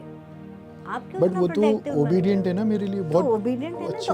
तो ओबीडियंट है तो आप उसको भेजो ना कि why don't you explore for yourself. चलो this summer I will not tell you which course to do, you tell me now which course you will do. But I am a very positive parent ना, then what, मतलब I am not a parent but if I am a very positive parent then So that's what I'm saying na, you have to bring the change in yourself if you want to see the change in your child. The child is not going to change. How will he change? उसकी क्या गलती? आपको वो अपने आप में change लाना है। तो जो बच्चे आज डिसीजन मेकिंग नहीं कर पा रहे, क्या ये इसका वजह क्या है आपके हिसाब से? भाई चिल्ड्रन आर नॉट एबल, मतलब छोटी छोटी चीज़ें, ये दोस्त मेरे लिए अच्छा है या नहीं वो पेरेंट्स हमें बताते हैं। That's what I'm trying to tell you. So ये again ये coming back to the same thing that it is the parents who is not giving that much freedom to the child. Actually, the whole behind everything, the process is important. The process of decision making is important. तो क्या तुमने enough homework करा था क्या before you decided yes or a no? What was your parameter of deciding this is good or this is bad? Was it just a shortcut कि बस यही था तो इसलिए ले लिया, या it was something else? So what is your process of decision making? अगर तुमने अपने बच्चे को सही process सिखाया ना, मतलब वो सारे pros and cons को evaluate करना, सब चीज़ों को करना, तो ये आपको ना हर एक चीज़ में उसको सिखानी पड़ेगी। जब आप उसको हर एक चीज़ में सिखाओगे तो उसका माइंड ही कंडीशन हो जाएगा, उसका माइंड वैसे ही फंक्शन करेंगे कि अब मैं कोई भी डिसीजन लेना है ना, मुझे उस सब चीज़ के प्रोस कॉन्स देखने हैं, मुझे सारे एंगल से उस चीज़ को एनालाइज करना है और फिर हमें डिसाइड करना है वेदर दिस इज येस और नो। ऐसा जैसे लाइक हम लोग MBA में सिखाते हैं कि अगर आप कोई भी चीज़ कर रहे हो तो आप उसको सबके एंगल, सारे स्टेक होल्डर्स के पॉइंट ऑफ व्यू से देखो कि ये इसके बारे में क्या सोचेगा, ये कैसे सोचेगा, ये इसका इम्पैक्ट इस पर कैसे पड़ेगा, and then you decide is it worth it, do you need to do it, and then only you go it. This will come in your process of decision making. So if you have given him the right tool set by internet or whatever, and then he is deciding, he is exploring everything, he is collecting information, and then just tell him कि ठीक है तुमने finalize कर लिया, अभी मुझे दिखा दो क्या, if I'm also convinced, go ahead, you ask him to convince you. Ma'am, I would request you to make a scenario and give me a very good example for this. Like there is a scenario जहाँ पे एक लड़का और एक parents के बीच में बातचीत हो रही है, and how a parent should feel at that point of time that this is the time then कि मुझे इसको फ्रीडम देनी है, या मुझे एक सिनेरियो आप इसको बहुत अच्छे से एग्जांपल में एक्सप्लेन करके बताइए। सर आप मतलब जैसे ना आज अगर हम छोटी छोटी चीज़ें, जैसे अगर हमें बच्चों को आगे जाके डिसीजन मेकिंग सिखानी है, so even if it is a small thing like when your child is small and you taking him out to a restaurant to eat food, you ask him his preference, उसको क्या चाहिए। वो तो पूछते ही नहीं है। हाँ, तो आप पूछते नहीं हो तो फिर आप कैसे सोच रहे हो बच्चा डिसीजन मेकिंग सीखेगा? Correct. They're small things. Next time, little more bigger thing, you know, you give him some money, give him a 10 rupee, give him a 100 rupee, giving something, and then ask him, now I'm giving you this money, तुम इसको कैसे use करोगे? So like this, you will understand कि उसके लिए सबसे dear क्या है, you know, these are ways of checking, actually these are ways of checking for a parent कि वो right track पे है नहीं है, you know उसके लिए क्या चीज़ है, और अगर जो चीज़ आपको समझ में आ रही है वो बता रहा है कि ये मेरा favorite है, तो क्यों favorite है, you have to be convinced with that idea, you have to come down to his level, but you know you have to be convinced with that idea, like this you'll know whether his rationale, his decision making rationale is correct or not. So if you will keep checking this time and again, so we will know कि जो हमने उसको सिखाया है जिस तरीके से you know to check the pros cons all this, ये अभी भी वही है या वो pollute हो गए हैं because of peers, because of friends, is it or is that decision coming under some influence? So keep checking it in various ways. उसने आपको आज कोई कोर्स बताया तो आप उसी को बोलो, convince me why this is good for you, tell me. If he can see, मतलब I live in a very simple policy. Either I will convince you or you convince me. There is no midway. We are not doing it. Either you convince me or I'll convince you. As simple. Like if we short it down, जो हम लोग यहाँ पर कर रहे हैं, I think मुझे बताइएगा if I'm right or wrong here. हम लोग हर चीज़ का नीड्स एनालिसिस करते हैं, need, interest, concern, expectations, what is the need of this course, why are you interested in this, what are your concerns that you are fulfilling after doing this course, and what are your expectations that if you will do this course, if I am investing this much amount of money, then what are your expectations after this, कि मैं ये बन जाऊँगा या ऐसा कुछ करके दिखाऊंगा या something like that. Am I going in the right direction? Am I learning it right way? Yes. Because if the child is able to understand this right in the beginning of enrolling himself, it is the best thing that can happen. Like this, the child will never be disappointed. He's always going to be happy. Another thing, he himself will understand कि देखो मैंने मेरा उस वक्त दायरा इतना ही था, मैंने ये कोर्स इतने के लिए ही किया था. You know, then you can't be like कि ये तो मुझे, or you know any sort of dissatisfaction will never happen क्योंकि तुमने उस वक्त उसमें स्टेट किया था ना.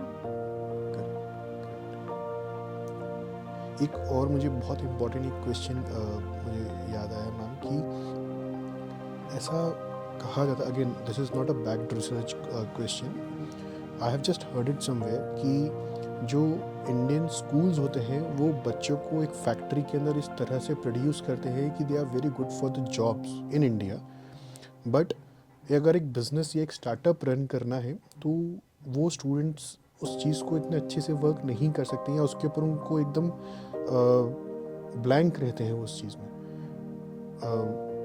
Like I will give you an example कि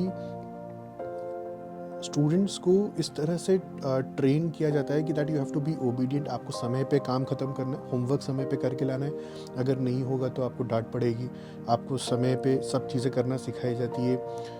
ये सब चीज़ें एक जॉब में बहुत काम आती है, बट अगर कोई बच्चा स्टार्टअप करना चाहता है तो स्टार्टअप में जो एक रिक्वायर्ड स्किल्स होती हैं, जो माइंडसेट होता है, वो स्कूल में उस तरह उसको पंच या उसको पुश क्यों नहीं किया जाता है? सर अगेन ये अब चेंज हो रहा है, आई वुड से. देखो ये जो आपको ओबीडियंट रहना, एक ही चीज़ को बहुत अच्छे से करना जब तक आप में परफेक्शन नहीं आता, बहुत मेहनत जी लगा के करना, मन लगा के करना, ये सब जो ट्रेड्स हैं जो हमको किसी भी प्लेसमेंट में, किसी भी कंपनी के लिए काम आते हैं, ये सेम चीज़ें आप खुद की ऑर्गेनाइजेशन के लिए भी कर सकते हो ना. कोई आपको रोक थोड़ी ना रहा है. Do it for yourself also, but at the same time because of lack of awareness about startups. And another thing is, अभी तक का सर सिनेरियो ये था कि like 90% of the startups after starting up they don't sustain survive. You know, they don't survive, they don't sustain. So the majority or major reason of it is because of lack of finance. That is one big hurdle which is being a problem over here. Again, it is the openness of the parents. They don't trust you. The parents don't trust you because they think you are always a baby. उनको तुम्हारे लिए तो बच्चे ही हो ना, तो तुम पे क्या पैसा लगाना, you know, this is the mindset. But they are not understanding कि आज आप अपने बच्चे को प्लेसमेंट के लिए भेजो तो क्या सामने वाला भी तो अपना पैसा ही लगा रहा है ना उसके ऊपर, पर आप चाह रहे हो कि सामने वाला लगाए पर मैं नहीं लगाऊंगा तुम्हारे पे. एवरी पेरेंट इज अ बनिया. So you know why like this? You have to start believing in your own child, and if you feel that your child has to be a part of that ecosystem or of the startup system, so you teach him the skill sets which you want him to learn and make him understand why that skill set is important. or else you analyze उसका strength, उसका SWOT analysis करो child का, वो कौन सी चीज़ में अच्छा है, और फिर उसको वही चीज़ कराओ. fair enough, वो भी ठीक है. या तो तुम हमें जो सीखना है तुम वो सीख लो, नहीं तो तुम जिसमें अच्छे तुम वो ले आओ, हम देखेंगे हम उसको हम अपनी कंपनी में कैसे इंटीग्रेट करेंगे. बट ये कल्चर आएगा। अब ये क्या हो रहा है ना, ये सब चीज़ें सर अब स्कूल्स में अब पढ़ाई जा रही है, अब उनको स्टार्टअप्स के बारे में बताया जा रहा है, अब ये सब funding agencies, you know, angel investors, ये सब अब आ रहे हैं ना। सो इसीलिए अब सक्सेस स्टोरीज बढ़ रही है। तो अब आप अगर आज आप कोई बच्चों से भी पूछोगे ना, उनको भी कोई ना कोई स्टार्टअप स्टोरीज अब उनको पता है। ये पहले नहीं था, आज हम लोग के टाइम पे तो बिल्कुल भी नहीं था। आज ये बच्चे भी बड़े, इन लोग के टाइम पे कहाँ था, ये अब आ रहे हैं ना। So now they are more exposed to all the stories. So now they have like because we are into chocolate manufacturing, sir. So मेरे घर में like I have a small daughter also. And I'm also from a joint family. तो हमारे घर में और 2 छोटे बच्चे हैं. So now whenever they go to a market, they go with a very different mindset. तो उनको कोई भी दूसरी अच्छी चॉकलेट दिखती हैं, you know, differently packed, wrapped, तो वो ले आते हैं. They don't eat it. They give it to my husband कि ये लो हम आपके लिए सैंपल लेकर आए हैं. So they shop with that mindset, you know. जबकि पहले ऐसा नहीं होता था ना. पहले तो जो अच्छा लगे बस लोग खा, you know, they would eat it. They wouldn't even wait कि बिलिंग कराओ, उससे पहले वहीं की वहीं सब खोल के खत्म हो जाता है। अब बेचारे वो सेव करते हैं। So how you are training them is important. How important are coachings for a student in his school life, like when he is in 9th, 10th or 11th or 12th, or when he is much younger? Sir, I feel if you want to get into coaching, do it after your school or college hours. Live those days. Those days will never come back. और आपका जो sense of maturity, जो sense of development आपका जो ये late school years में आता है, 9th, 10th, 11th, 12th, तो सर वो तो आपसे मतलब मेरे को है कि आपका लाइफ का वो बहुत इम्पोर्टेंट एज है वो जो आपसे छिन जा रहा है। तो आपको कहाँ एक्सपोजर मिल रहा है? बहुत सारे पेरेंट्स ऐसा सोचते हैं कि अगर हमने बच्चों को एक अच्छे स्कूल में तो भेज ही दिया है, पर आफ्टर स्कूल उसे एक अच्छी कोचिंग में भी भेजना इम्पॉर्टेंट है, तभी जाके वो बच्चा अच्छे से उन चैप्टर्स को या उन चीज़ों को पढ़ सकता है। बट फिर भी बच्चा कई बार परफॉर्म नहीं कर पाता है। और मुझे ऐसा लगता है कि अगर किसी स्कूल में अच्छे फैकल्टीज़ हैं तो बच्चे को कोचिंग जाने का ज़रूरत ही नहीं पढ़ना चाहिए until unless he is preparing something or for some examination that is not being taught in the school, like IIT की, या अगर आप किसी भी ऐसी कोचिंग, ऐसे एग्जाम्स की प्रिपरेशन करो जो स्कूल में नहीं पढ़ाई जाती है, देन इट मेक्स सेंस कि उसे कोचिंग ज्वाइन करना चाहिए। See, this would depend upon घर का माहौल, this would depend upon how educated the parents are themselves, this would depend upon how sincere the child is himself. It depends upon how see, there are different things. You having a command on your child towards his education, and you having a command over your child or having a relationship with your child for all the other things is a different thing. अब maybe I can connect with my child better for other things, but पढ़ाई में आएगा ना, so I don't want to compromise that, you know. So maybe I'll be much more stricter. So then I would feel कि नहीं, then I cannot have this dual role कि मैं एक तरफ तो तुम्हारे साथ, you know, I'm coming to your level and I'm trying to be like your mentor, and एक तरफ I'll be so strict with you that you know, I don't want to compromise, so you are scared of me. Because unless and until you be scared of me, you'll not give me that output. So I cannot play two roles. So I would rather prefer कि नहीं, you know, let the coaching वाला part take care of this thing. I will take care of all the other things. So again, it depends upon how But the parents. Again student जो है वो एक सुबह morning 8 o'clock से 12 या 1 o'clock तक school में रहता है, देन अगेन उसकी नई कोचिंग स्टार्ट हो जाती है 3 o'clock से 5 o'clock तक। तो maximum of the time like student is investing in learning the same thing again and again from different people. तो वो जो एक पर्सनालिटी डेवलपमेंट का जो क्वेश्चन है, like my student should know this, वो उसको थोड़ा सा स्पोर्ट्स भी, एक्स्ट्रा करिकुलर एक्टिविटीज़, उसके वेकेशंस में कराओ आप, ओके, उसको संडे के दिन कराओ आप, उसका छुट्टी के दिन में, you know, week long vacations होती हैं, आप तब कराओ। आप तब वैसे हम सही ना, हमारे यहाँ ये कल्चर है कि सिर्फ घुमाओ, खिलाओ, बट आपने टाइम तो वेस्ट ही कर दिया। आप वो भी करो बट थोड़े दिन के लिए, बाकी time do something creative. Let there be an output of this vacation. Correct. That investment will always help the family. बहुत मज़ा आया मैम आपसे बात करके, आज बहुत कुछ सीखने को मिला, एक नया पर्सपेक्टिव मुझे जानने को मिला, जहाँ पर मैं बहुत चीज़ों में बहुत लोगों से स्टबर्न हो जाता था कि like obedience is a disease and not a good thing for the, तो ये सब चीज़ों में बहुत बार मेरे लोगों से हाँ कि डिफरेंस ऑफ ओपिनियंस होते थे, but you have explain it very beautifully and बहुत सारी चीज़ें मुझे समझ में आई एंड आई होप कि हमारे जो ऑडियंस है उन्हें आप इस पॉडकास्ट से कुछ करियर काउंसलिंग और करियर में क्लैरिटी मिलेगी कि कैसे उन्हें आगे बढ़ना चाहिए एंड क्या आजकल की नई एजुकेशन पॉलिसी जो है वो जो हमारे टाइम पे 10 साल पहले जो कमियां थी एजुकेशन पॉलिसीज़ में वो किस तरह से आप ओवरकम कर रही है। आपने मुझे बहुत सारे पॉइंट्स में अलग अलग चीज़ों में आपने मुझे एक्सप्लेन किया कि now today government is also taking lot of initiatives जिसमें वो इंटर्नशिप्स या उनको एक एक्सपोजर के लिए So this is the best time to be born in India. Born in India. Correct And I mean, the future is of the youth. Correct Undoubtedly. The way Correct. I mean, एक तो the big market that India is in itself. So there is scope for everything.